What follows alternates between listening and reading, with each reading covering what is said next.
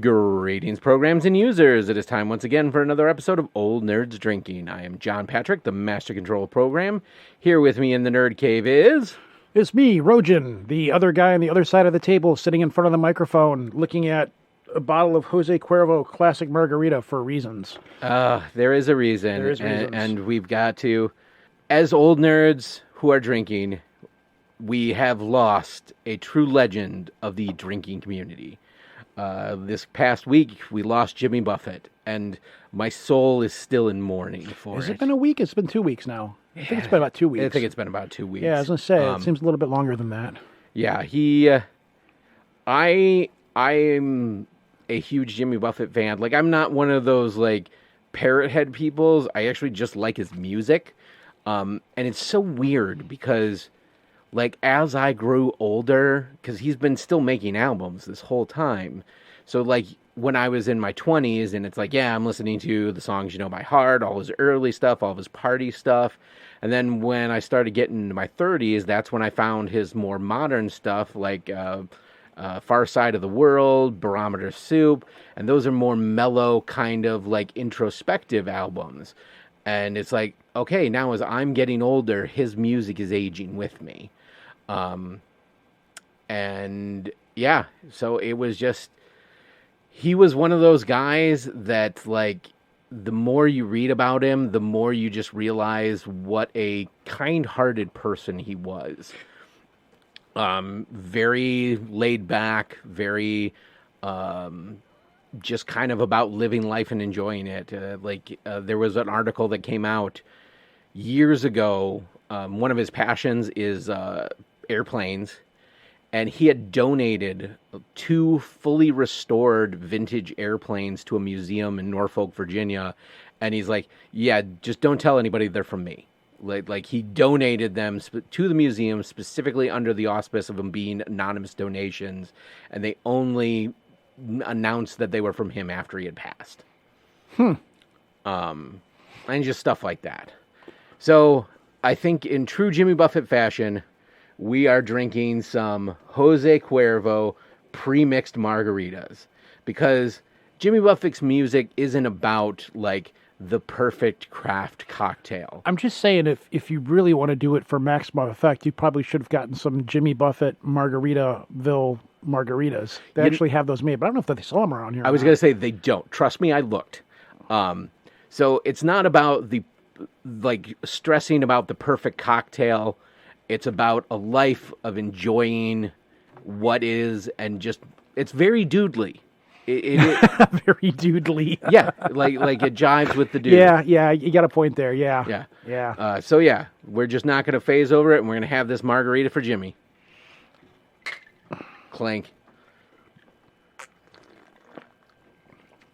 Oh, and it's vile. Oh, it's it's limey.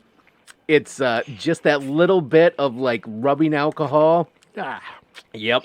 Oh. It tastes chemically. It does. It tastes like chemical. It doesn't taste like, I don't know. I mean, it tastes like a melted lime popsicle. It's probably been about 20 years since I've had Jose Cuervo margarita. Oh. And wow. Yeah. I mean, I've had good tequila, and I've had Jose Cuervo. And now you've had Jose Cuervo Classic Margarita, which is not very good. Now, there's people out there like, what? Yeah. Now, I do have to make a quick aside before I roll into the next topic. There is also something else we need to pour out for. For today, September 17th, marks 40 years since the children boarded the Dungeons & Dragons roller coaster and were never seen again. Oh my God. I didn't know that. Today is the 40th anniversary of the first episode. Did they stay in? They never came back home, did they? No, because it was pulled halfway through the second season. So there were, like, a couple of episodes for the second season where there was stuff going on. And then, like, 2 or 3 episodes aired, and then they pulled the plug, and it just never finished anything. Oh, my God. Now I feel old. Oh, yeah. Wow. I hate it when people do stuff like that dates me. Wow. And there were a couple of attempts in D&D comic books to give them more story. And then they did make that cameo in the D&D movie But yes, ostensibly they never returned from the land of Dungeons and Dragons. Wow, man. I never watched the second season. I do remember watching the first season.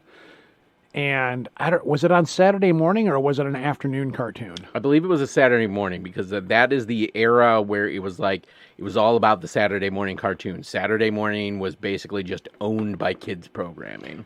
You know, the Saturday morning cartoons are weird for me because I remember them being there and then they were just gone. And I always thought it was just because I aged out of them and quit watching Saturday morning cartoons, but I guess at a certain point, there was no more Saturday morning cartoons. No, so, yeah, and we talked about this in a previous episode. Basically what happened is towards the end of the 90s, early 2000s, they got a lot more stringent about children's programming, what was acceptable, what wasn't acceptable. And then the move to cable networks. So a lot of stuff left the like hardcore networks, and it just never became profitable. The reason those shows lasted as long as they did, and the reason they were as profitable as they was, is they were just half-an-hour commercials for toys. Yeah, and cereal and stuff like that. Yeah. So when the market for toys and the driving selling power of toys dried up, that was the death knell of the cartoons. But the secret topic, because I've been hinting for a week that I had this topic and I wanted to get your opinion on it, and I wanted to do it cold because I want your honest opinion on this. Ties into the Jimmy Buffett thing. Oh boy. Which, full disclosure, Rojan told me before we started the episode, he's like, yeah, I never really liked Jimmy Buffett. I don't. I really do not like Jimmy Buffett. I don't know any of his music, really. I've never been into the whole Jimmy. I mean, I respect the guy. I don't have a problem with the guy personally.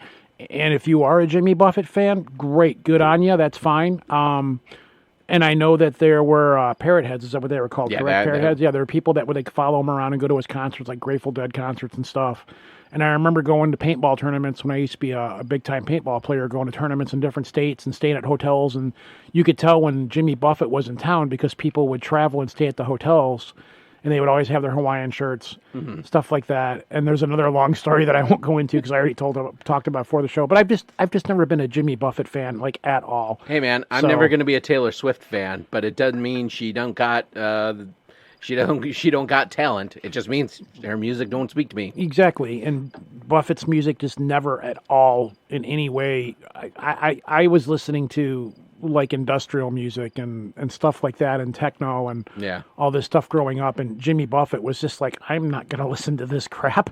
So when you're naming off all the albums and stuff, I'm like, I have no clue what you're talking about. But, like I said, it's there's a lot of the Parrot Head people who mainly just do his early stuff. There's tons of people who claim to be hardcore Jimmy Buffett fans, and all they know is literally the album, the songs you know by heart, which is the Jimmy Buffett greatest hits. I don't know any, or it is of no care or concern to me whatsoever. I mean, it sucks the guy died. I mean, I get that. It's bad for the fans and stuff because I know, I'm a huge Tool and Maynard Keenan freak.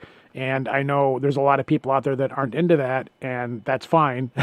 So, and I don't expect people to be that way, but, yeah, it's just the whole Jimmy Buffett thing it's completely lost. It's like talking to me about something that I have no clue at all about. I just don't care. I just never been of a sorry to take away your thunder, but go ahead if you want to. Well, I am because this is the start of what I hope to be a very long and interesting conversation. But is Parrot Head a religion? I don't know if that's the case. Are Deadheads a religion? So this Fish people a religion? This is something that hit me because, like I said, this really did hit me hard. It's music that I listen to when I need to feel something. Like there's certain songs of his that just resonate with me emotionally, and I was thinking about it, and it's we've joked a lot about religions and that. So it just hit me is this a religion? So of course I went to Google, and according to the European Council, so I'm assuming it's something to do with the European Union, a religion is a collection of cultural systems, belief systems, and worldviews that relate humanity to spirituality and sometimes to moral values. Many religions have narratives, symbols, and traditions, sacred histories that are intended to give meaning to life or to explain the origins of life or the universe. So, like, this is just a broad stroke definition of religions. So let's apply that to the Jimmy Buffett, the parrot head. So you have a prophet. Jimmy is the prophet. He brings the message. The classic differentiation between a religion and a cult is a cult. The leader of the system of belief is alive. When they pass on and become supernatural, it changes to religion. So now we have a thing, an idea, and we have a prophet who has passed. It does have a narrative. So this is going to be hard because you haven't listened to his music. But again, we were talking. This may be lost on me completely. This may be lost on you.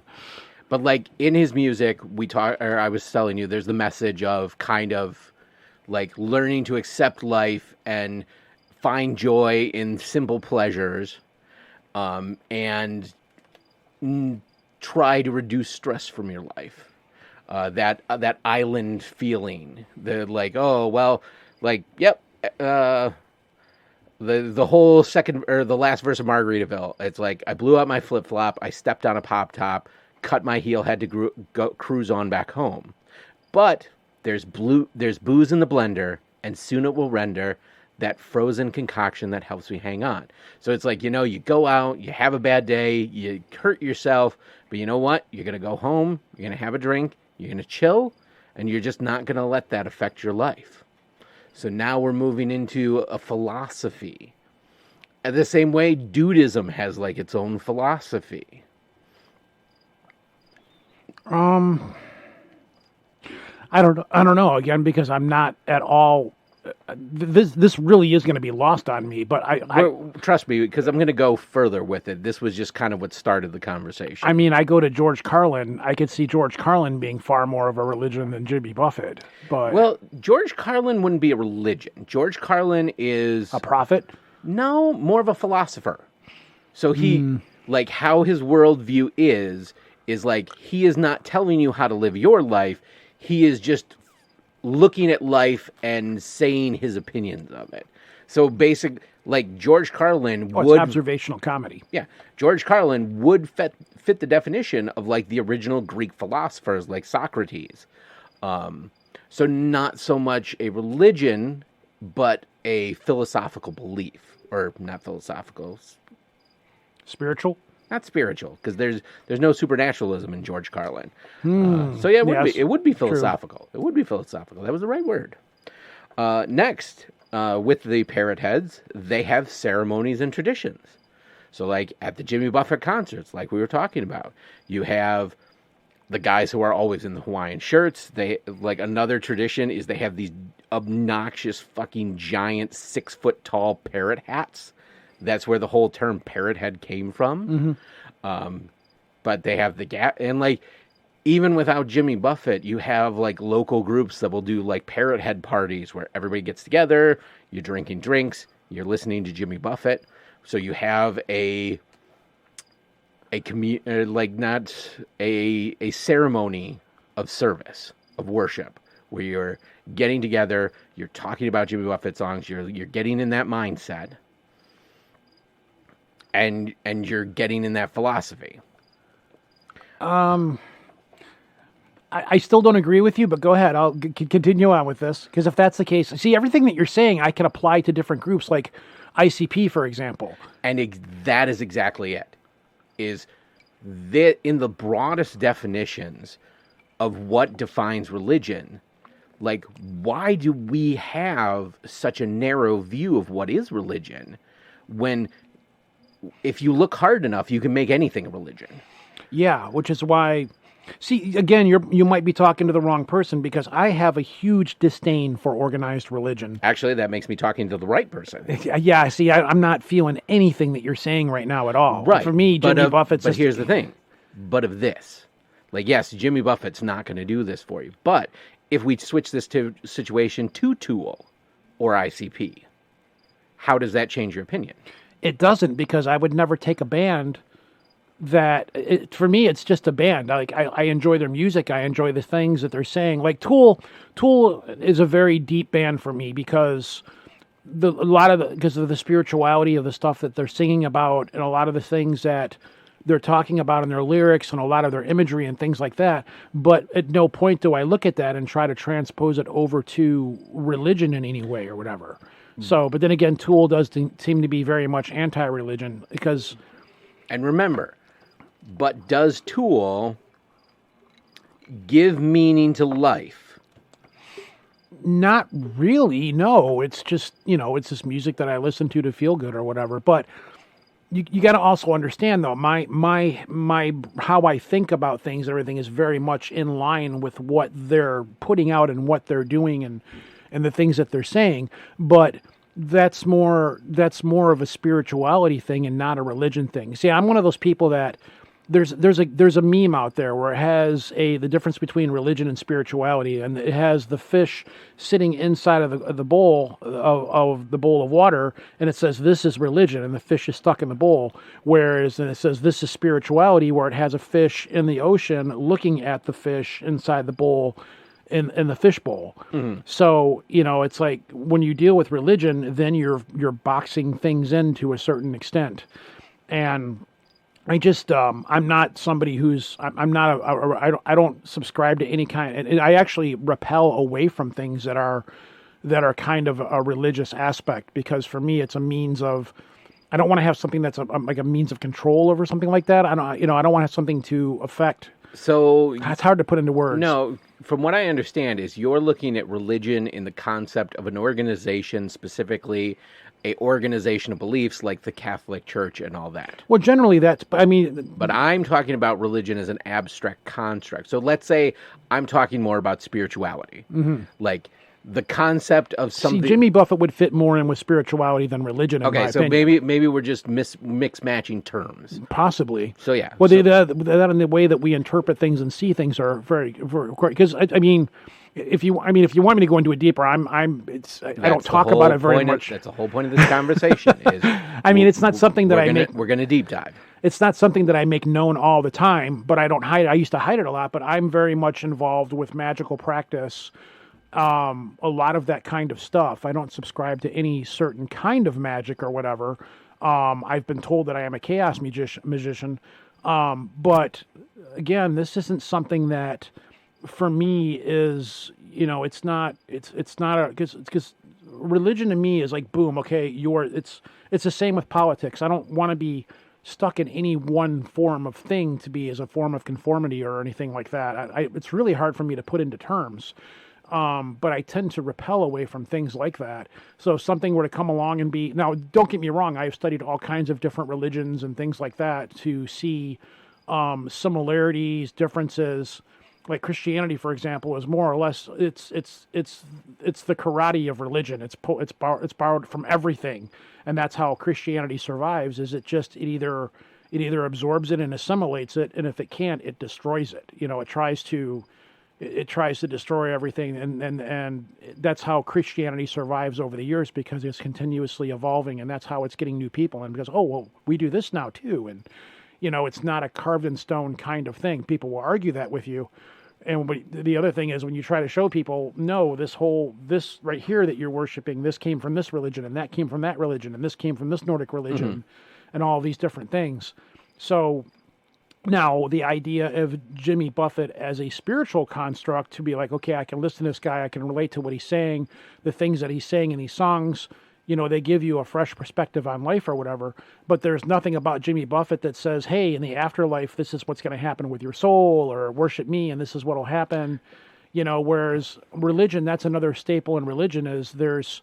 When you die, this is, something, you become greater in a certain way or something like that. Well, not all religions, because... Not all religions, no. Yeah, I was going to say, Buddhism is not really... Buddhism is actually, no, I believe in Buddhism, there is, when you die, your spirit moves on and becomes part of the greater whole, kind of like the Force, for lack of a better term, tying it back to the geekdom of it.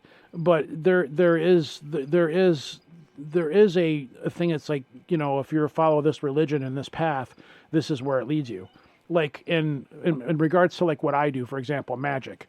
There's witchcraft has kind of become a general catch-all term for anybody who practices magic to anybody on the outside looking in. A lot of people just like, you're a witch. And it's like, I'm not, but sure, for purposes of conversation, because I don't want to sit and have a huge conversation, I'm like, yeah, whatever, I'm a witch. When witchcraft is itself much deeper than that. You have witchcraft and then you have Wicca, which Wicca is a religion, and then you have different forms of Wicca, which have broken down over the years to become different. Like, you can't just say, well, I'm Wicca. It's like saying, well, I'm a Christian. Okay, well, which denomination, the 2,000 plus denominations of Christianity are you, and why is it your version of Christianity is right? You have this happening in the magical communities as well. You have all these different things that are going on, and people are always trying to break something down and to make it, no, this is my form of this, or this is my form of that. And when that happens, in my opinion, it kind of ruins things. So if you're a Jimmy Buffett fan, or if you're looking at Jimmy Buffett as a religion, I don't think that's a good and safe thing to do, because it kind of ruins it. Now, if you were to say Jimmy Buffett is a spiritual go-to thing, which kind of what Tool and a lot of the music, like How Long, all these different bands and stuff are, they're kind of like that for me. They're kind of a spiritual thing for me to go to, but I don't look at it as a form of religion or anything like that, because it ruins it. It's not... Well, am I making sense? But at the same time, that's exactly what people did with the Big Lebowski, and did that ruin it? But people looked at the Big Lebowski and looked at its connections to Shinto Buddhism. I think it's Shinto Buddhism. Yes, it's the Tao. Yeah, the Tao. Taoist. Yeah, Taoist Buddhism. Mm-hmm. And literally created their own religion from it. Well, that's fine as well. But I don't think that Dudism quite takes itself as seriously as some of the other religions do. But who said the Jimmy Buffett people have to take themselves seriously? Well, at that point, then it's a joke religion, and then you're also demeaning it. Like, if you're going to be like a member of the Church of the Subgenius, they at no times take themselves very seriously as a religion at all. It's just a bunch of people getting together and having fun and having a good laugh. The Church of Bacon, for example, is another great example of an organization that they're like, well, we're not actually religious. We just worship bacon as an absurdity of it. The actual full-blown Church of Satan really doesn't worship Satan. They use it as a construct, for lack of a better term. They actually don't believe in anything. They're fairly agnostic, but they use the Church of Satan as their backdrop for what they do. They're just really into the aesthetic and stuff, which breaks down even further because there are now multiple churches of Satan. And it's like, well, ours is the real Church of Satan. Well, ours is the Anton LaVey Church of Satan. And at that point, that's when I kind of step back and go, you're ruining it. You're messing everything up. So what I'm looking at is, like, I see the parallels between what could be the parrot head spirituality and Dudism spirituality. Mm-hmm. Because both of them are about a philosophy or a lifestyle of acceptance and trying to make the best of the situations you have. Mm-hmm. So both of those could, whereas Dudism has a religion that is, well, it is not taking itself too seriously, is believed and is followed with beliefs. I mean, to the point that there are whole books written on the spirituality of Dudism. You have the same thing that happens with the Church of the Subgenius, though, in J.R. Bob Dobbs. Mm-hmm. So, I mean... So what's the difference between the Church of the Subgenius and Dudism? Oh, good Lord. Of the two, if I had to choose one of them as a religion that I would follow, I would probably go with the Church of Dudism. So for the fact that the bottom line of there is be a good person, drink your White Russians, be cool. Let's not say which you would follow, but which do you think consider themselves, hey, this is actually a belief system that brings me comfort versus the Church of Dudism. Absolutely. Yeah, because absolutely, you could easily say that same thing about the Jimmy Buffett fandom or religion. I mean, if you want to take this a step further, you could actually go with the Church of the Jedi, which there are two of them. And the Church of the Jedi... It's almost like I set you up for this the whole time. Which I did have no idea that was coming. But, I mean, if you wanted to go that route, I would say that the Church of the Jedi is far more, than there actually is a Church of the Sith now in response to it, but I think that was more of a... Well, even the Church of the Jedi doesn't take it so super seriously. But there's more of a belief a far greater system and religion in the Church of the Jedi. So here is the big philosophical question. Is fandom a religion? Or is fandom its own form of personal belief? It could be both, very simply. Because if you want to break it down, you have what's going on like now with Taylor Swift. Taylor Swift is massive. Like her concerts actually affected the economy because of how much money that tour has generated and how big it's been, and her massive following of people. It actually fucked up Ticketmaster, so. And almost got Congress to kind of sort of do something about Ticketmaster. Will never happen. Yeah, until the Republicans fucked it up again, but that's a whole nother story. So I mean, but you're looking at a lot of gray areas there, because these things really, it comes down to a person's personal beliefs and what somebody wants to do with those personal beliefs. It comes down to a system of beliefs and worldview that relate humanity to spirituality and moral values.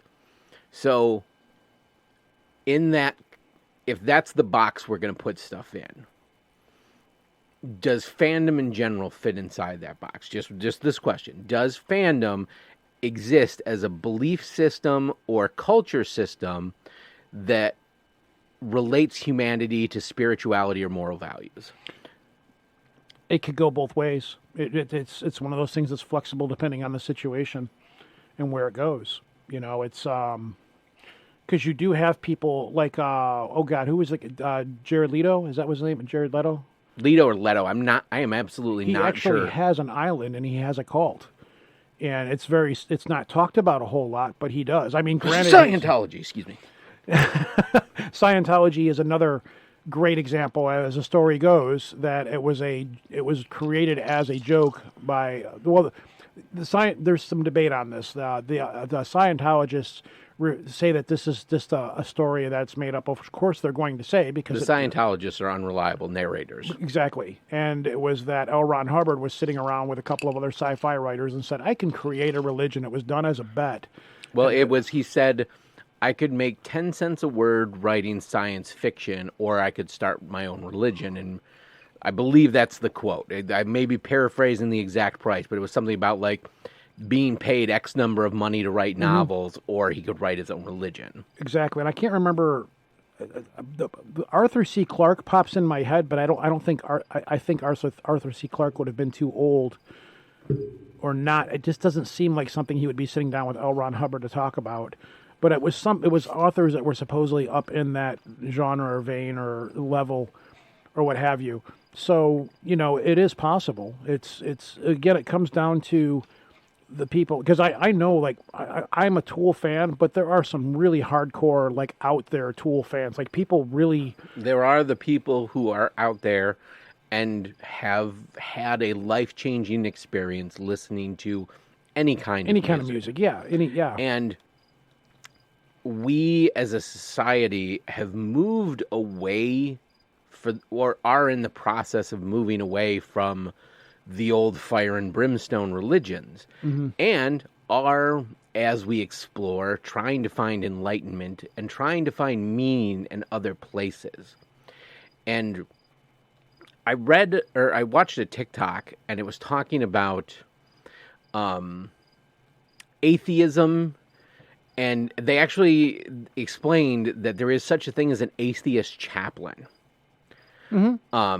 And in a weird way, atheism, not to cut you off, has actually become the lack of being religious, and has in itself kind of become its own religion in many ways. It's a strange situation. But they talked about one of the aspects of Christianity is, and to an extent, I don't know what the accurate way to refer to the Muslim religion is. Like a Muslim is a person who follows that religion, but I don't know what to call the religion that is the correct way they identify. But even then, they have their holy... It's just Muslim. That's all it is. Okay. But they have the Quran. And Judaism has the Torah. But they have these texts, sacred texts. And part of the religion is the critical reading of sacred texts, where you're looking at passages, you're critically reading them, and you're finding personal meaning through the reading of and critical reading of the sacred texts.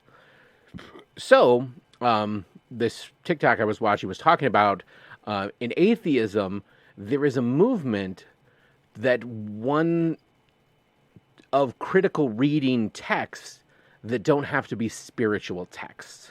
Well, with Like- atheism, you're also seeing that people are beginning. They're beginning to Sorry, have. Sammy. They're beginning to have like. They're beginning to have congregational, like church, like meetings and stuff like that, or church, like for Yeah, lack yeah. of a better term. But there's zero religion. They're doing it more for fellowship and things like Exactly. that. So they're adopting the principles of religion without actually putting religion into the religion. without and providing putting people... a supernatural belief to it. Exactly. Yes. So it's they talk. There's a book specifically that talks about like critical reading of, I want to say, it's not James. You Jane realize Austen. this conversation is going to piss a lot of people off. You might want to put a disclaimer at the beginning of the show. You but go know, ahead. like the 20 people who listen, I think will go along with us for the ride. Mm-hmm. But in this TikTok, they asked like people who identify as atheists, what is a book that you read critically to get kind of that life, that affirmation, and that trying to understand the world around you? And immediately, the one that I thought of is Hitchhiker's Guide to the Galaxy. And there's many ways in that book where it kind of reads like, I don't want to say it reads like a religious book, but there's definitely You mean like parables and things parables. like That's perfect. That's exactly what I think. They're like the whole part where, okay, first off, when I say Hitchhiker's Guide to the Galaxy, I'm talking about the omnibus of all the books together, because there's parts that I don't know which one of the Hitchhiker's books they come from. But specifically in one of the books, they're talking about how the secret to learning how to fly is to throw yourself at the ground and miss. And like, that's something that's always kind of resonated with me the same way a psalm or something may that. It flew very much the way a brick doesn't. yeah, the things like that. But this idea of, to get what you want, sometimes you have to be distracted, and when you think you're failing, you're actually getting the result you want because you were distracted and you found what you weren't looking for. So that was just the first one that occurred to me.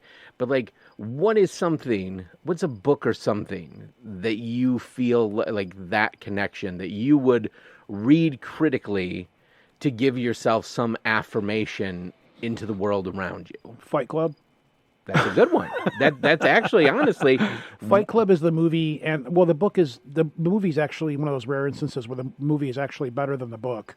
And that is a movie that every so many years, for whatever reason, I will go back and watch that movie as kind of like a reset bar. It's kind of a grim, it's not the most positive of stories, but it is essentially a story of somebody finding themselves and becoming what they this is kind of here, we're going to go deep cut into me now.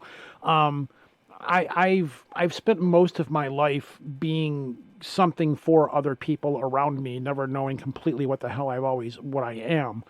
And it was a few years ago that I kind of went through a life change, and I'm like, I'm going to be the person that I want to be.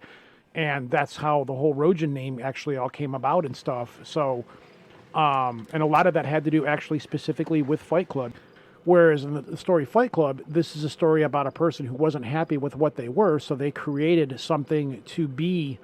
They created a person and a thing that they wanted to be, and that's eventually kind of what happened, which goes back to more like an Oriental kind of philosophy. Wasn't there a book or a movie that's kind of the same thing, where it was The Talented Mr. Ripley? Yeah, where he like invented a persona for himself. More or less, yeah. Because the whole, like, up until I started doing my podcast, and the whole, like, I just came up with this name Rojan to call myself. And that was when I started doing that show. That was because it was all topics and stuff that I couldn't talk about in my everyday life and ideas and things like that. That I wasn't comfortable talking around with people that I know in my everyday life for fear of getting looked at strange or whatever. Well, it's kind of like the whole philosophy of Bruce Wayne and Batman. You know, you have to, it's kind of that idea of duality or whatever. So you have to kind of create what you wanted to be, and eventually you just finally become that person. And it's kind of odd because I have people that I know through the show that I've become really good friends with, and I'll be like, hey, you can call me by my real name, and they can't do it because they've only always known me as Rojan, or they call me Ro. And that's a phenomenon that, like, that in itself is its own phenomenon that kind of kicks off with the whole internet age of this idea of having an online persona. And then you have whole generations of repressed people, like especially in the queer community, where they discovered online as a forum where they could be out as a alternate personality, whereas maybe in their own life they couldn't. Yeah. And then they found freedom through that. I frequently refer to this kind of stuff as in a sexuality kind of way, because I've had this conversation with many people where people are like, I just don't, like what my life is going or whatever. I'm like, then create what you want to be. If that's the point, if that's the case, then do what you want to do. Just create. Don't be hindered down, because everybody has their baggage. Boy, we are really going off topic here, but everybody has their baggage that they have from the people that they know. People see you, and you have what you are, what people see you as, and what you want to be. And the trick is to be able to take all of those things and try to combine them, and to make you have your glamour that you put up that people will see you as what you are, and then you have what you want to be. So you kind of have to kind of craft what you want to be. So anyways, that's why I go back to Fight Club. That's why, that movie resonates with me and that book resonates with me, because it was like, here's a guy that hates his life or doesn't want to be what he is. So he creates and does what he has to do to make something else of him. And there's a part in the movie where he's like, hey, you created me, you have to own up to this. And I frequently find myself saying that, or have found myself saying that in a situation, like I said, where I'm like, you can call me by my real name. You don't have to call me Rojan. Like, I can't. This is all I've ever known you as. And in the back of my head, the scene from Fight Club goes off where it's like, well, you created this. You have to own this. This is, take some responsibility for what you did. So it's kind of like, all right, that's what it is then. This is, okay, well, if that's the way you see me as, of course it is, because that's what I've sculpted and put out there for you to see me as. So, boy, did we go way off topic on that one. So anyhow, no, I was going to say, I would say we're still on topic, because the topic is just broad. I have lived my whole life as what I would consider a nerdy person. And I remember specifically my junior high to high school years being a very miserable person, because I was a person who did not have a tribe. And it wasn't until I got to high school and I found, well, I should say before that, while I was that person without a tribe, I found comfort in escapism. Specifically, that was when the Star Wars Expanded Universe novels were just starting, and it opened up a whole new world to me. And I remember finding comfort in those books. And the more I embraced that comfort, by the time I got to high school, I found other people who found that same comfort from those books. And through them, I found my tribe. I found belonging. I found camaraderie. I found me and accepted me. Not to cut you off, but I'll let you finish. God, I feel like I just want to say that blah blah had the best movie record of all time. Anyways, I too kind of fit into that basket, and there was a lot of people like us out there, and that was why so many of us were pissed when Disney bought Star Wars and went, okay, no, that stuff can't anymore. It's all Legends now. And a whole lot of us, I remember being on another podcast, and I remember going, but that was Star Wars. And you kind of, even though you didn't take it away from us, you kind of did. They were like, no, the books are still there. They're just not canon anymore. They're considered Legends now. But we both grew up. Mara Jade became Luke Skywalker. None of that matters to me.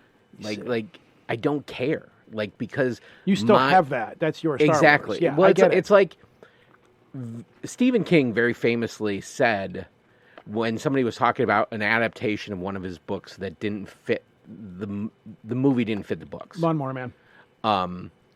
He said, but the book's still there. Mm-hmm. The book doesn't cease to exist just because there's another version of it. Yeah.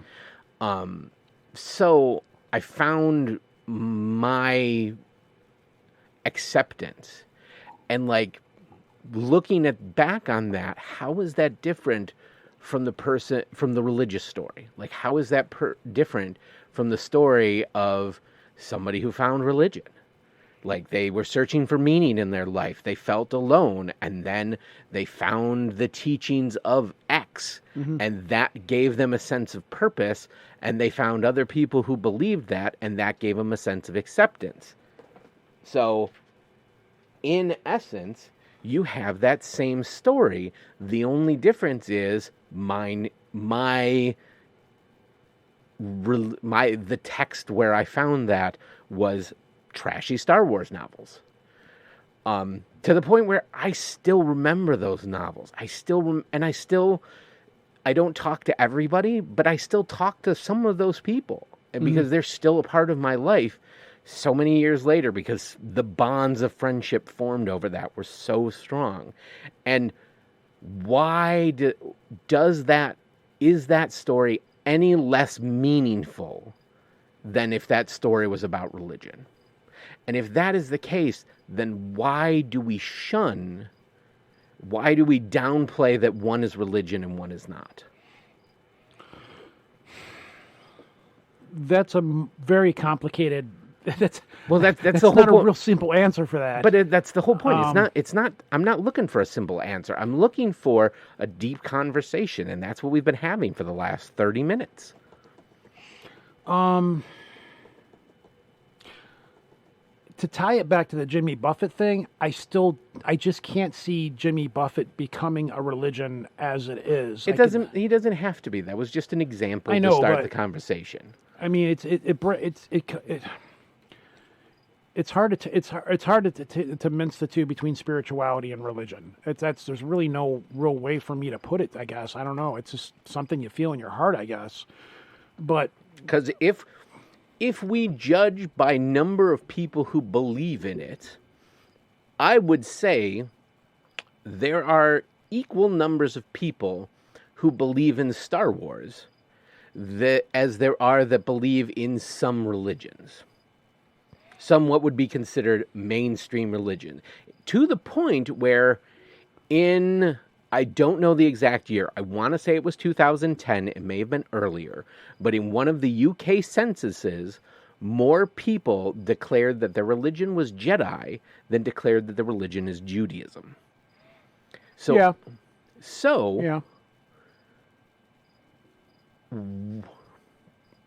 is there a point where our fandoms become our belief? It's possible. It's very possible. But, I mean, I could see somebody looking at Star Wars and looking at Jedis, because everything is there. And because Jedi were based on a religion. It was a statement on religion. Yeah. That's where Jedi came from. If you look at, so we talked earlier about, critical reading of sacred text. Let's look at the movies. Critical watching of a movie. Critical thinking on dialogue and on stories.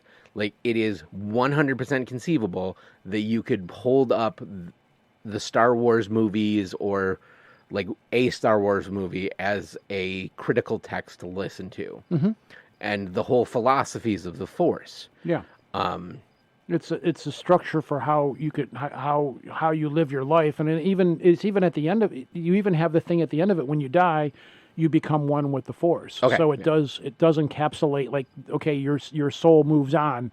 There's the thing of. Thank you for saving me back there, because my brain just 100% stopped. I know this isn't a real easy topic to talk about. It's actually very uncomfortable for me to talk about.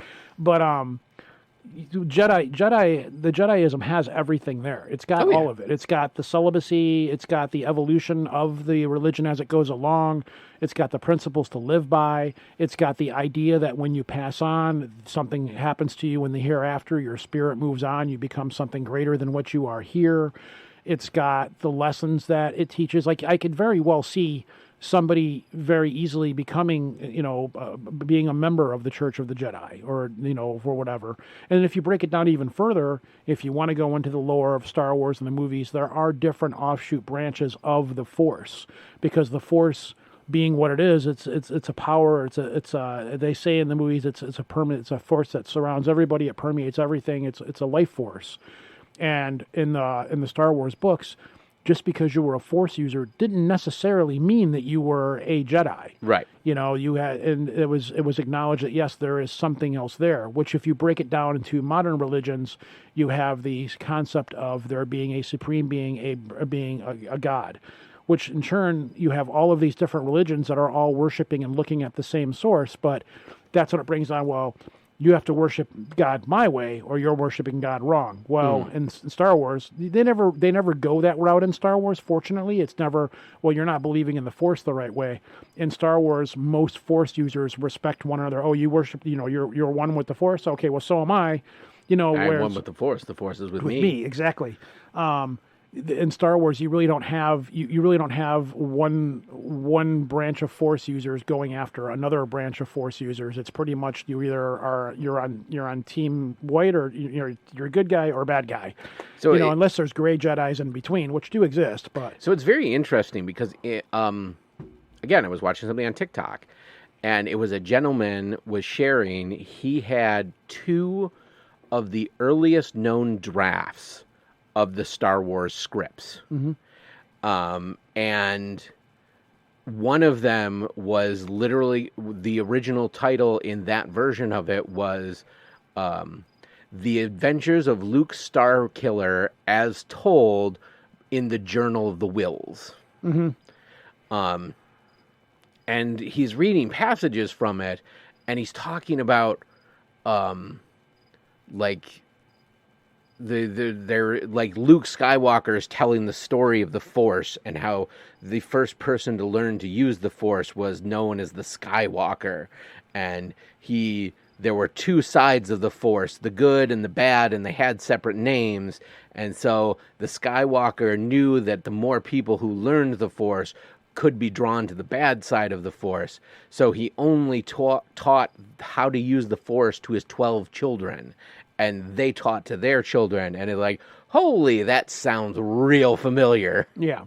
Well, that's what Lucas had said many times, that the Jedi were a direct parable of religion. That was his idea on religion, which is why when the prequels came out, that showed the flawedness of the Jedi, how they'd become so arrogant and everything over the years, which did carry on. You're seeing it carry on into the newer stuff that's coming out. Like the last episode of Ahsoka, we were watching it, and spoilers coming here. There's a scene in there. Have you watched the last episode of Ahsoka? Yeah, I'm okay. caught on. There's a scene in there where Anakin comes back to take Ahsoka on her final lessons and stuff, because she can't move past a certain point in her life. But they're on the battlefield. Now, my wife has never watched any of the cartoons or anything like that. She's got no idea. She went into Ahsoka completely dry with no preface or anything. But they're having the battle where the clone troopers are running around, and Ahsoka's, again, a little girl again. And I'm sitting there, and I'm like, this is how messed up the Jedi are. Here the Jedi are taking kids into battle, and she's in charge of all these troops and stuff like that. I'm like, that's pretty messed up when you're taking these children into war, because this is what the Jedi have become, and this is what they do, and they've become very arrogant and so forth. And I looked at my wife, and I'm like, this is, if you look at it, I'm like, this, and then the Jedi would also take children away from their parents, when they were shown to be Force sensitive, which also led to their downfall, because Anakin was taken from his mom, all of these different things. And it's kind of, when you step back and look at it, it's like, this is kind of a parable of religion. We keep using that word, but this is a direct comparison of religion, and how religion becomes messed up, and how it doesn't follow, everything in that. And then Luke tried to do it again and failed again because of a lot of the same reasons. Granted, they never say it in the movies, but in the books, Luke's academy were voluntary. He never went out and abducted children or no, yeah. You want to be here? Sure, you can be here, but you got to follow these rules. But right. It wasn't like you're a child. We have to take you with us. So And even in the old canon, even that failed. Exactly. It still ended in tears. Exactly. But, that's what, like, now Ahsoka now, she's, at the end of the episode, she was at peace with herself. She becomes Ahsoka the White. But she's at peace with herself now because she even said, I'm not a Jedi, but she's something different. Right. The bad guys that are in the new show are not Sith. They're something different. They're dark Jedi. They're former Jedi. They're, they still have the apprentice. Well, that was something in old canon was like, not all dark Jedi were Sith, but all Sith were dark Jedi. Correct. Like, there were people who just eschewed the teachings of the Jedi and used the Force for evil, who were dark Jedis, but it was a whole separate thing to be a Dark Lord of the Sith, or to be a follower of the Sith, which was its own offshoot religion. Exactly, and that's why Anakin was supposed to be the chosen one, which was supposed to bring balance to the Force. He was there. The Force was always unbalanced. It's always trying to correct itself, and he failed. And then Luke came along, and you're like, okay, well, Luke is probably going to be the chosen one, and he's going to bring balance to the Force. He kind of failed, so no one has actually come along and brought balance to the Force just yet. So that's, I don't know if that's what they're going to do with the new movies, and the new direction that they're going with all this stuff, because it's like, obviously your teachings as a Jedi's have failed. You need to alter the religion to make it work. Or, maybe we just shouldn't rely on a male Skywalker to not fuck up the entire universe. Exactly. Well, Ahsoka is more Skywalker than Rey will ever be. But, well, I was going to say, and it's just... Well, I mean, that's the whole joke, is that the overarching narrative of all the Star Wars movies is basically just the Skywalker family drama. Exactly. Yes, it is. And with the underlying tone of, this is how fucked up the Jedi have become. But it's like we harp so, or like we've had this conversation, and all the examples we're using are pretty much exclusively Star Wars. But like, you could apply this same thing to like Lord of the Rings, and in fact, I think it would go easier with Lord of the Rings because J.R.R. Tolkien went so friggin' nuts on mythology and the Silmarillion and all that. Yeah. But it's just, this is something that has, like, when I had that question pop into my brain, is like, is Parrothead a religion? It's just kind of started me on this whole journey and this epiphany of like, why are we so hung up on this? And what about all these other things that people have found meaning in? And what makes that different? And I think like maybe it's time for us to be a little more enlightened and loosen our definitions. And maybe just like, hey, like whatever you find solace in and whatever helps you live your life, that's cool. That is happening now. You're starting to see that. You're starting to see, and we're probably going to get a lot of hate mail. Again, we're probably going to piss a lot of people off. But you're seeing the religious aspects and things starting to break down. Like, I know people that have churches where their church attendance has dropped so much that they've actually had to join with another church. Like, one church will have a sermon in the building in the morning, and another church will have the sermon in the afternoon because they're just losing people. And the other thing is, with what's going on with religion right now, is it's become such a political thing, which, again, you can kind of take back to Star Wars. Religion has become very politically driven. You have... There's a song, one of the nerdcore rappers, Mega Ran. He has a song called Infinite Lies, and there's a verse in there, and it's talking about she learned more about life from Pac's posthumous works than she ever could have got in church. And it's just like things like that. Like now that I've had that epiphany, like all these little things are coming to me, and they're saying that, and it's just like, why can't we just let people find happiness?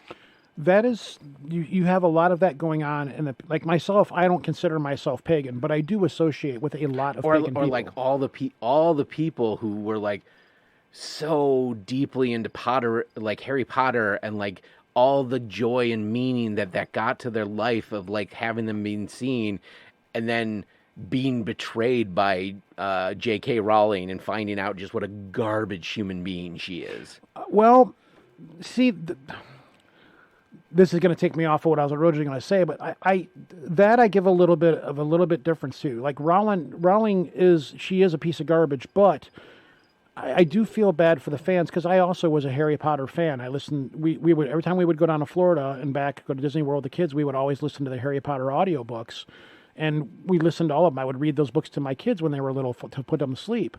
But again, just because this is difficult because I'm the same way with H.P. Lovecraft. H.P. Lovecraft was actually a very racist person, but I am a huge H.P. Lovecraft fan. Philip K. Dick, major amphetamine addict. Had some mental issues, but I love his work. Harry Potter, it's you. I think it's okay to be a Potter fan and be a fan of her work, but you can still distance yourself from the artist and from the creator. That's another conversation we've had before. Yeah, I don't think there's anything wrong if somebody comes. Like I feel bad for the Potter people and they're getting their tattoos and stuff covered up and stuff. It's like, you know what? In this situation, I would say.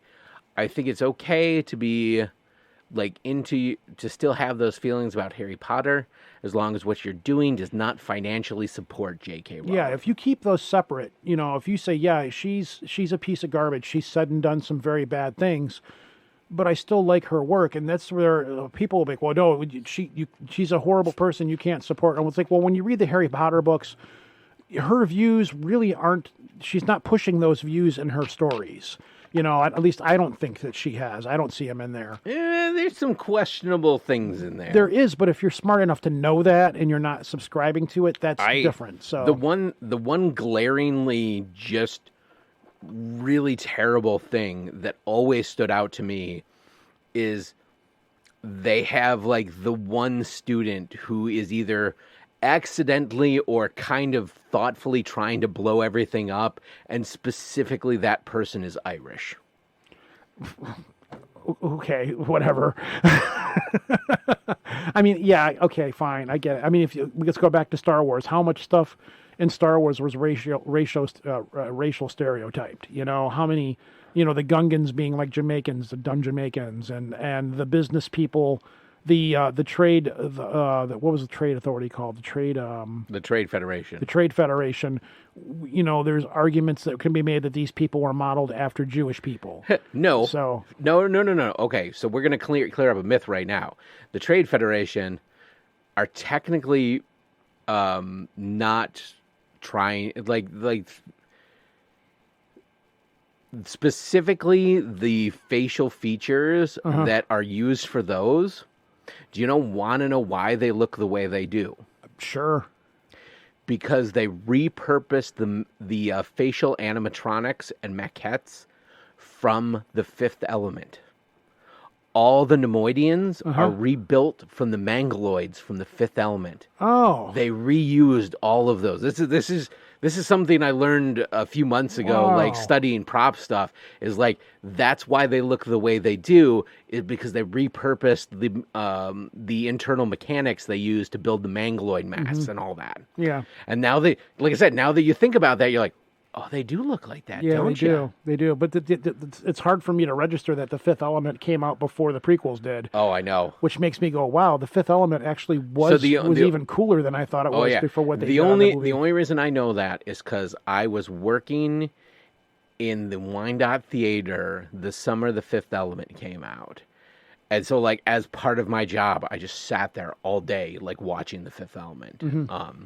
Now, the flip side of that coin is that was also the summer that Speed 2 Cruise Control came out, and I can probably comfortably say I've seen that movie more than any person on the planet.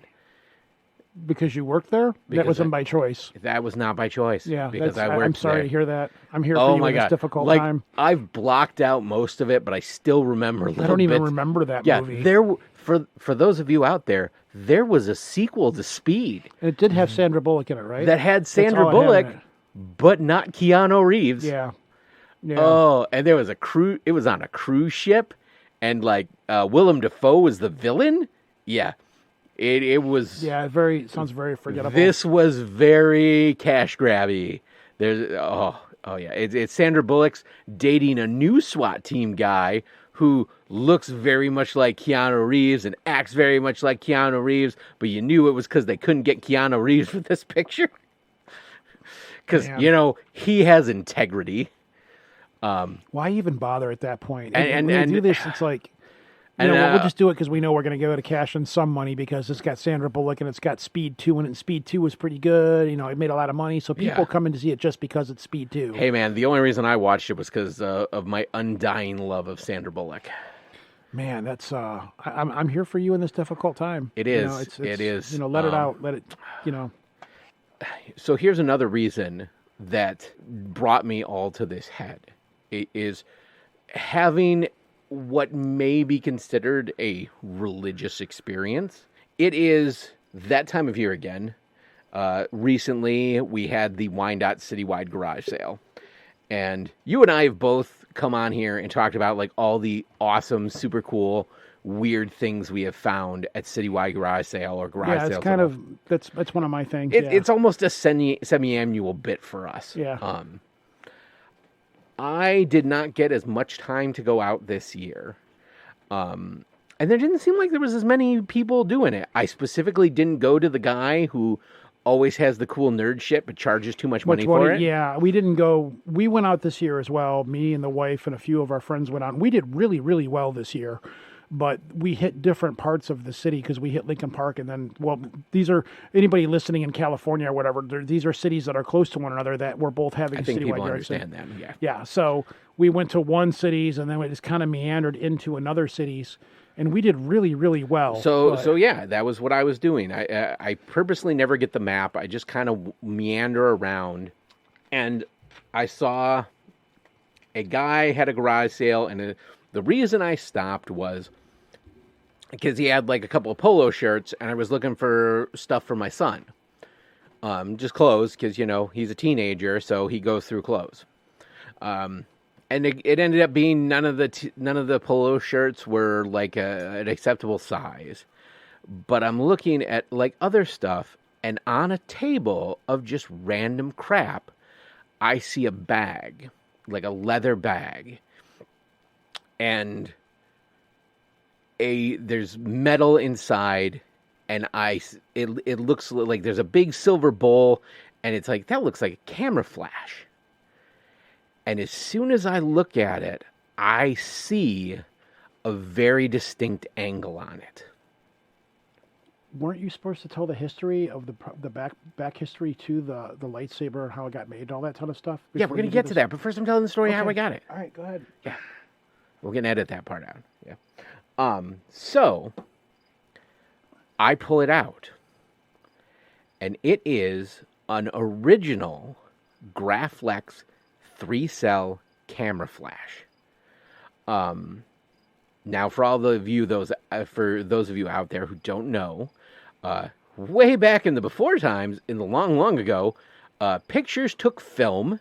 That film had to be developed, and if you needed to have extra light to take that, you had to have a whole separate unit that was attached to your camera, ran an electrical charge through a bulb, and flashed that bulb once that destroyed the bulb after you did it, just to get one picture. But what makes the Graflex so unique is that is the part that became the Luke Skywalker Anakin lightsaber from A New Hope. And what I have passed to Rojan is that flash, minus the flash housing, because it's basically just the handle. And for those of you who follow me on Facebook, and I posted a picture of it in the Old Nerds Drinking Facebook group, yeah, this is a special thing. So I almost stopped breathing. Like I saw that, and it's just like this is the guy who finds like a forgotten like painting at a garage sale for me. Like this is the closest I'm gonna ever have to that guy who bought something at a garage sale and then took it on Antiques Roadshow and it's worth like a fabulous amount of money. Like this is a holy relic.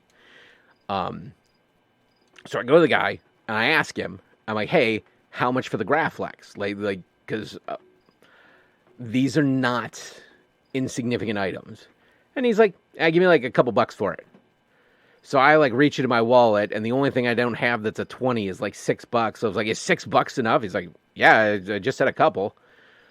And he's like, well, why do you want it? And I told him, like, this is what they... I wouldn't have been able to tell him. I would have been like, I just collect old camera stuff Oh. because I would have been like, don't tell him what it is because it isn't how much it's worth, and then I wouldn't have risked well, it. so at that point, money had already changed hands. Okay. So, but I'm just, I info dump. Like I love being able to share the esoteric knowledge that I have with other people. I was like, yeah, this is the exact light or the exact camera flash that they used to make the Star Wars props of the lightsabers.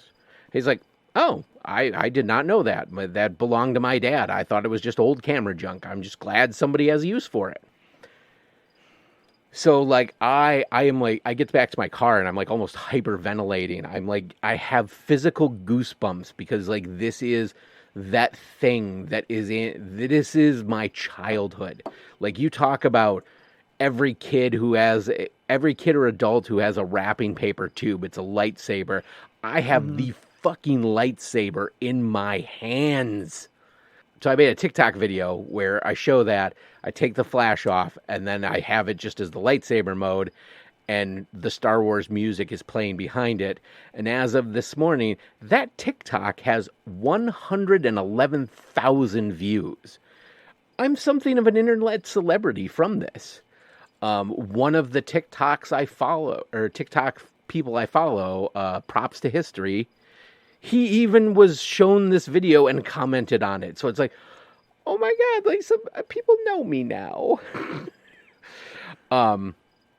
So you know what? Here's the funny thing. Here's the sad thing. If I were to see this at a yard sale with that thing on the front of it, I wouldn't have given it a second look. Like I wouldn't have 100%. What gives it away is that distinctive at the top of it where it like swoops down and you see that angle and it instantly hits lightsaber. Like that is like, because as we have said, I have watched Star Wars critically so many times. So much of my influential being has been tied to Star Wars that I see that and immediately knew what it was. It's funny because when we were watching Ahsoka this week was the one, Anakin was in there, and every time they would show him with his lightsaber, immediately I would go to this. Like when you brought this over last week when we were having a fire at my house watching bad movies. Yeah. And you almost had your own little religious experience when I handed it to you. It was like, and we were sitting there like cradling it like it was a baby, It was just like, I'm sitting there and I'm holding this and I'm like, fuck. I mean, some people could say, well, yeah, they used this gun in this movie and I own that gun, or Desert Eagle or whatever. But this isn't the so same. many of the guns we see in those terrible movies. I own several of them. Yeah, but this is different though, because like it fit. You hold it in your hand and it's perfect. Yeah, it's not like a lightsaber toy we got at Myers. Exactly. It's not like those ones with the little plastic, like where the blade telescopes out. Yeah. It's not even specifically like some of the ones where you put the LED wand in them and like it lights up like it. Yeah. But like this, you physically hold it in your hand and it's the dimensions of a lightsaber. That's partially what made Star Wars cool, because they repurposed a lot of stuff. Yeah. To make okay, I'll hand it back. Oh, no, because I'm gonna. So, but I mean, that's that they repurposed a whole lot of stuff because they wanted Star Wars to look. That's part of the look and feel to it. Like everything looks machined and it's different. It was a conscious choice with George Lucas when he was instructing the model shop to make these ships and everything. He's like, it's a common practice for doing that where they would take parts of old model kits and like stick them on styrofoam and shape it into a ship shape, but those little model pieces would give it the detail. And he specifically said, only use military kits because I don't want somebody to see these ships and go, oh, that's a manifold off a 57 Chevy model kit. Like the parts for military models were less well known. Unless you're making a Y-wing fighter, then you have to use a Porsche model kit, which isn't made anymore. Nope. That's Slave 1. Okay, but still. Yeah. So like you take the little like cone for the flash off and like the little cable that would go to the camera and like, holy fuck, it is almost. The only things they did to this beyond just taking those parts off to make this the lightsaber prop Around the bottom part of the handle, there's this like black rubber like guide thing that it's kind of like this. It's the stuff they would put in screen doors to hold them in place. Yeah. So they put that around the bottom of it at like every so often, uniformly. There's a clamp, because this isn't one solid piece of metal. There is a bottom part that comes off, and then the top part, and they call it a 3-cell because it literally takes, I think, 3 C batteries to power it. And then there's a metal clamp that holds the two parts together. And then on that metal clamp, there's a little bead, or this little string of beads that was the LED light from a Texas Instrument calculator. And that's it. That is... Oh, yeah, there's one more thing. At the bottom of it... I was going to say, what about the wipers? No, that those aren't windshield wipers. They're this little rubber stripping from... Hold on one second. I thought you said there were windshield wipers that they cut to fit. So that's what I thought until I started doing some research. I did research, folks. There is a website called Wanawanga that he sells parts to make lightsabers. But he has a PDF you can download that's the complete lightsaber prop guide. And it talks about all the parts that are on the lightsaber and what they did to it. The different types of lightsabers they were. So, like, he talks about, like, the main lightsabers from it. Here it is. 7 T-track strips used for the grip. 3 5/8 inches long, with their ends tapered at roughly a 30-degree angle. That's the black thing on the bottom that it looks like the windshield wiper blades. Yeah. They're actually this thing called T-track, and T-track material is kitchen guide runner, most commonly used for cabinets or cabinet door sliding tracks or drawer rails in the 1970s. While seemingly ubiquitous at the time, to date, no one has found an exact match in terms of size, profile, and color. See, what's funny is when you see that, and then you go, like when I was at Disney last year, I went to they have a shop in the Disney part of the park where you can go in and buy lightsaber replicas. And we've both seen many lightsaber replicas. So now when you see that, and then you look at a lightsaber replica, and you go, you know, once you've seen the real thing, you're kind of like, yeah, this doesn't look right. This isn't a real lightsaber. You know? It's this weird. It's the uncanny valley, where it's like this is made. Those replica sabers are made to be replicas of the lightsaber that they have departed from the original object they're creating to become their own thing. Exactly, and most people that aren't as nerdy as you and me won't get that far into it. Now it's ruined it for me, because every time I see a lightsaber replica, I'm going to look at it and go, that's wrong, that's wrong, that's wrong, that's wrong, that's not right. But at the same time, it's like, all right, I'm going to ruin it, so I need to shut my mouth and just accept it for what it is or what have you. And literally the only other thing they did to it is on the bottom of it, they pop riveted a little D-ring so it could attach to Luke's belt, and it would hang that. Now, on the clamp that holds the two parts together, it has, like, stamped into the aluminum the company's name, Graflex. Yeah. And on the bottom of the lightsaber, it has all the company's information and the information of it, Graflex 3-cell. Now, this is the exact model, but this is not the exact kind that was used in Star Wars. This is a Graflex 3-cell, but specifically the ones that were used for... Were 4 cells, weren't they? No. This one on the bottom says, manufactured by Graflex Incorporated and is made in Rochester, New York, patent pending.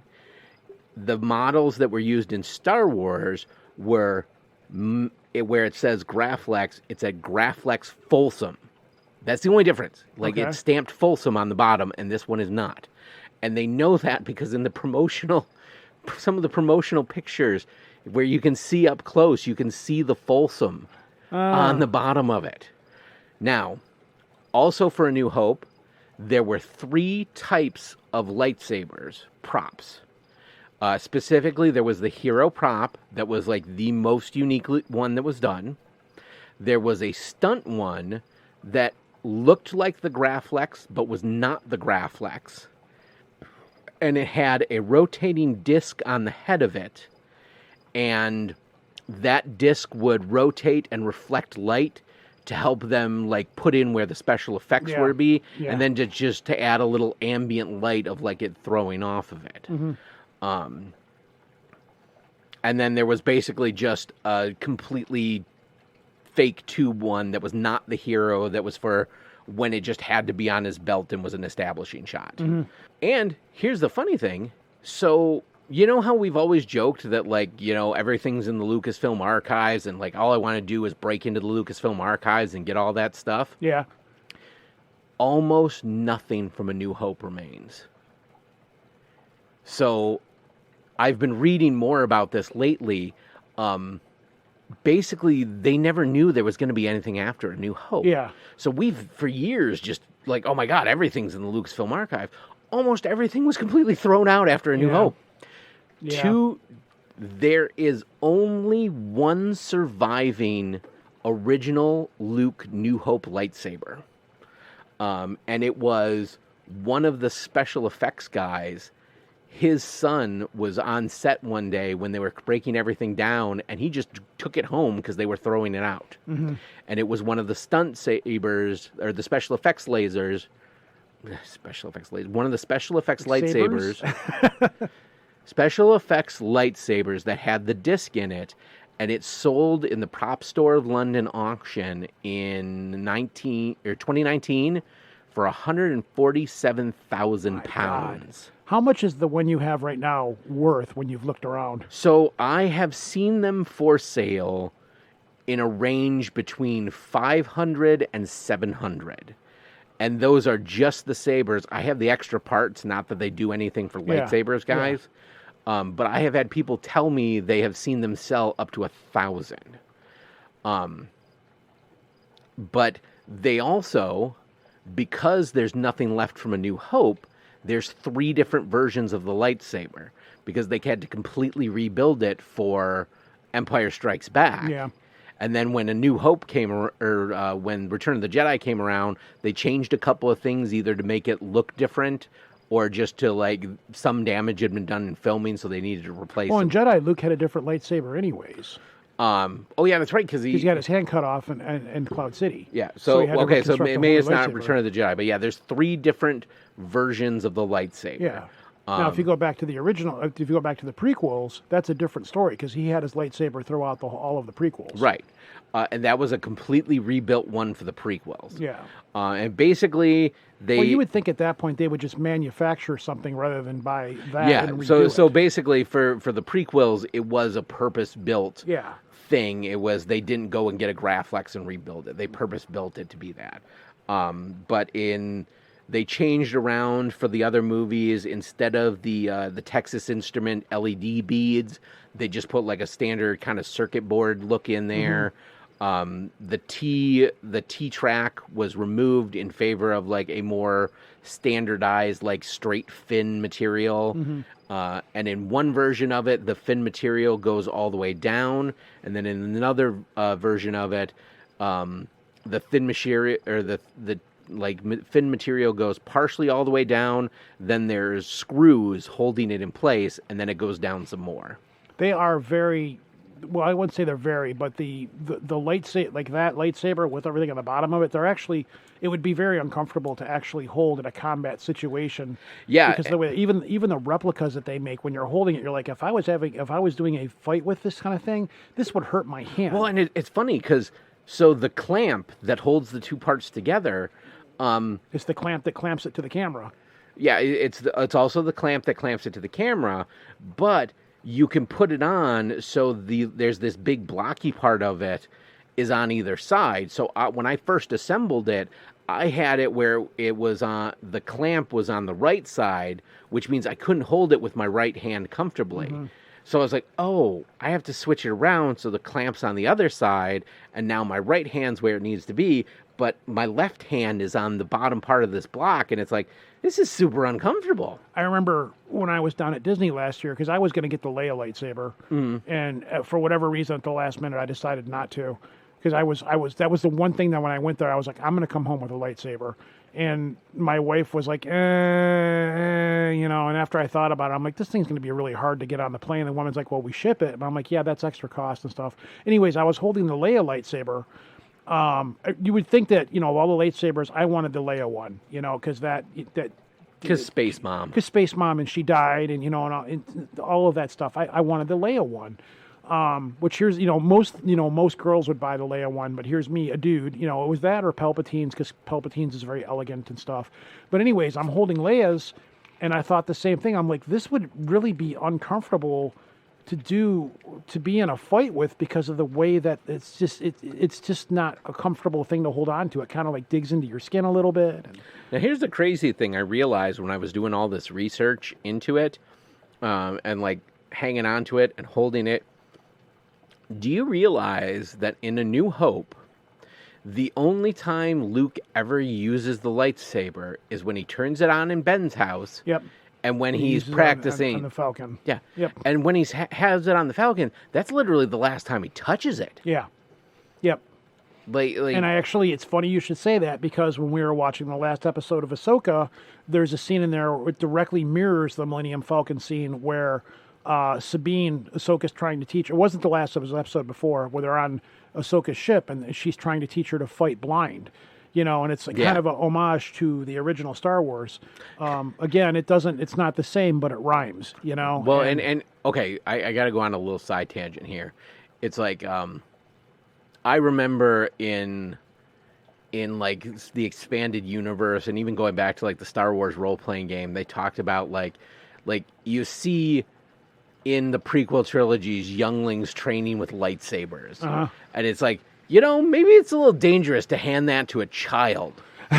And it's like, well, how else are they going to learn lightsabers and all this? And then they get to Ahsoka, and it's like, yeah, wooden swords still exist. Yeah. And so in that scene where they're they're literally they were training sabers, and there was actually somebody brought that up, and apparently training sabers don't actually cut. Yeah, they had to like create this whole separate thing to justify the fact that there's just training sabers. Like, wooden swords still exist. Yeah. And in that scene, they're literally just using two boken, like straight out of any like. Well, to be fair, the Ahsoka series was very largely based off of samurai movies. Oh yeah, and in even the helmet she uses, like that she has Sabine put on, is basically just a kendo helmet. Correct. That was also part of the idea behind it. He said that he wanted Filoni. I keep wanting to call him Fellini. Well, and it's going back to like between Filoni and oh God, who's the other guy? John Favreau. Yeah. Like they've both said the two big influences are like the Sierra Leone spaghetti westerns and the Akira Kurosawa like samurai films. Well, a lot of the westerns were based off of samurai movies. They were just ported directly over and made into westerns for the most part. Yeah, Mandalorian is Lone Wolf and Cub. Yeah, Mandalorian's Lone Wolf and Cub. The Magnificent Seven was Seven Samurai. Seven Samurai. Yeah.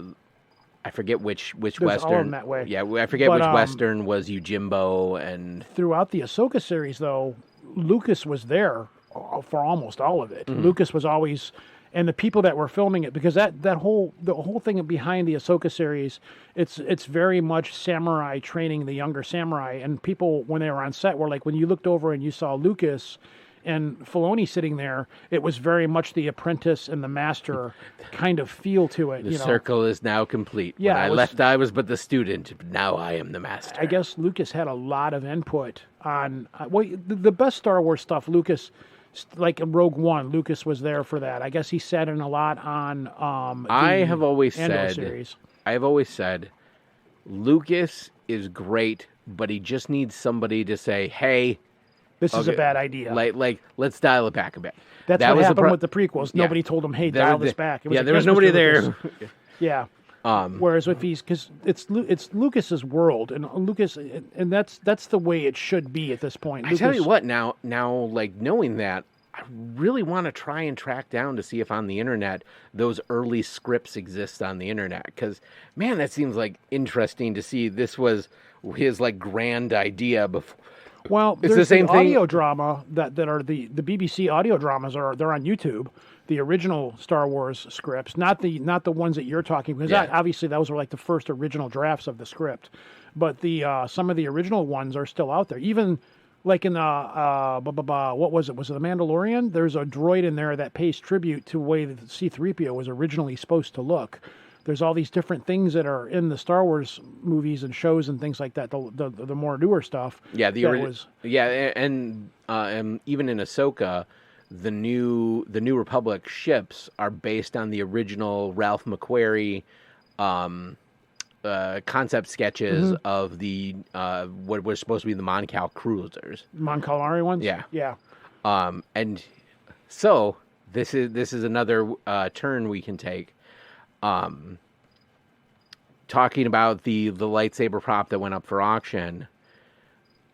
One of the original... Okay, so remember last year when that Pyro X-Wing came up? That was one of the X-Wings for A New Hope that was supposed to be used for a pyro and ended up not getting blown up?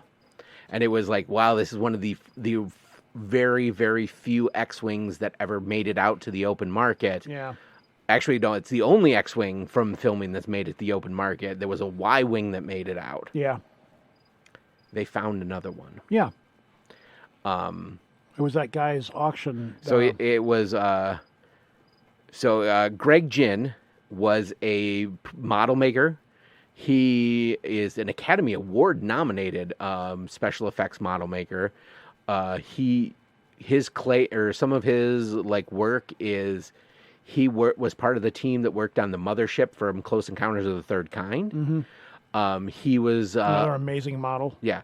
He was part of the team that worked on the first season of Star Trek Next Generation. He worked on the original Star Trek motion picture and a couple of the Star Trek movies. Specifically, he personally, I believe, designed the Ferengi cruisers and the Klingon, the Next Generation era Klingon cruisers, the Vorchas. Well, in amongst that, he also had a personal collection of models. And we're talking hoarder level of some of the most important models of sci-fi cinema history, going back to black and white serial movies. If you're a fan of MST3K in the first seasons of MST3K when it was still Joel Holstein, they very famously watched a bunch of the serialized like Rocket Men or Rocket Man serial movies. Oh, God damn it. But like Rocket Men from Mars or Commander Cody. He has the original rocket ship models from the Commander Cody series. He has the original helmets and costumes from the Rocket Man series. So yeah, like I saw some stuff on his page that it was like if I were doing better in life, some of it for what it wasn't that expensive. Like there was a few props on there that were like $400 or $500. They were obscure different things from off the wall shows and stuff. But I was like, oh man, one of the things I saw in there that just had me like drooling was the original Hero ray gun from Forbidden Planet. Yes, I saw that one too. Oh, that was cool. And one of the premier pieces in this auction is this X-Wing. And this is very specifically one of the Hero X-Wing props. This is the one that has the mechanics built into it to open the S-foils. They're able to place, because of the paint job on it, that this was Red Leader. So this was Red Leader's X-Wing. It has all the mechanics in it to open up. It has the wires for the lighting in it. Like, they're learning so much about the original X-Wing model, like how the reason the lasers look the way they do in the wings is because there's heat sinks built into them for the lights to prevent the model from melting from the heat of the light. Because this is this is back when LEDs didn't exist. LEDs didn't exist. Everything was incandescent. Yep.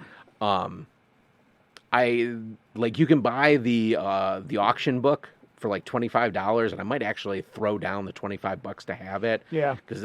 But I know a lot of guys in the prop community, they uploaded like countless high-res images, and people are just downloading them to get as much time of these like classic things. So yeah, this is just another instance of, goddamn, like if I had an infinite amount of money, I would own a lot of this shit. Because the starting bid on that X-Wing is $400,000. Yeah, I can see that. And I would be shocked. It needs to be in a museum. Yeah. Like, honestly, there needs to be a museum for this kind of stuff. There really does. There are a couple. There is a science fiction museum in Seattle or Portland. But there is a museum of science fiction and fantasy. The Disney Hollywood Studios has a small section of the park now that's dedicated to Star Wars props. It's not a museum. Like, no, it's not. But going through there and seeing like Slave One, a movie used Slave One, they have some movie used props that are on display there. Yeah. Now, and seeing those, it's like I gotta get as many pictures as I can. The Smithsonian has a collection of a couple of models. Notably, they have the original Star Trek Enterprise. Yeah, and they have the Galileo as well. Yeah. So it could conceivably go to the Smithsonian, either the National Air and Space Museum, or that could easily go in the Museum of American History. And recently, the Academy of Motion Picture, I forget what the rest of the acronym is, but it's essentially the Academy Awards. Yeah. They opened their own museum. And as much as I hate the Academy, like, good on them for finally recognizing that, hey, maybe we should save some of this cinema history and display it historically. So, Rojan, this is a good place to end. What are you working on? I'm putting together a couple episodes for Project Archivist, as always. I'm beginning to fill folders up with stories and stuff like that. That's pretty much it. I'm just taking my time putting that show together and started a new job, so you gotta you gotta get allotted with your time and that kind of stuff. But that's pretty much it. Nothing really major lately. Nothing. Yeah, and as always, you can find us at the Old Nerds Drinking Facebook group. As always, you can find us at the Old Nerds Drinking Facebook group. Come for the podcast, stay for the memes. Normally, this is where we would say end of line, but. In tribute to Jimmy Buffett, they released one of the last songs he had recorded. And I was not emotionally prepared to listen to that song. It's a song called Bubbles Up. And it talks about when you're diving and you lose your way, you follow the bubbles because the bubbles will point you to home because they always float up. So at the end of this particular episode, for Jimmy, we're going to say, Bubbles Up. Fuck you. This is my heartfelt moment. Fuck you for snickering. Show, dude. It's your show. I was like, Jimmy Buffett. Oh, my God. I can't stand Jimmy. Okay, let's go. End of line. Over? Did you say over? Nothing is over until we decide it is. Was it over when the Germans bombed Pearl Harbor? Hell no! German? Forget it, he's rolling. And it ain't over now. So, what's the plan? Take car, go to Mum's, kill Phil, sorry, grab Liz, go to the Winchester, have a nice cold pint, and wait for all this to blow over. Might as well write him off. Let's close up the bridge. Let's get out of here. Close it up. Lights out. Where are you headed, cowboy? Nowhere special. Nowhere special. I always wanted to go there. We're going streaking! Yeah! All right. Move on! Nothing to see here! Please, pitch first!